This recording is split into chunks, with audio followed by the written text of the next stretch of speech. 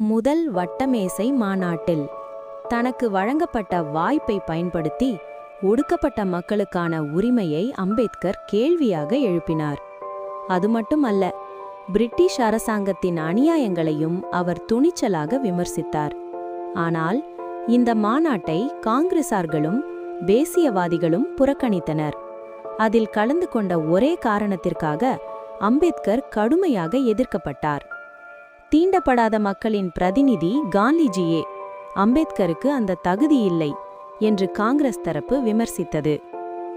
நேரு மாநாட்டுக்கு செல்பவர்கள் பிற்போக்குவாதிகள், பிரிவினைவாதிகள் என்று குற்றம் சாட்டினார்.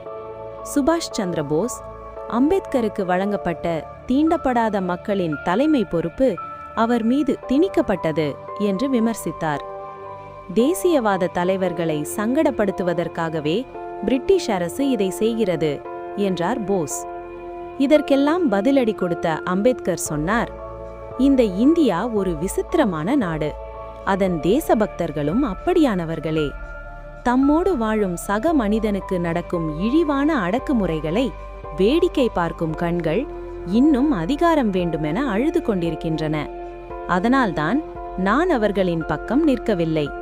நான் ஜனநாயகத்தின் பக்கம் நிற்கிறேன்.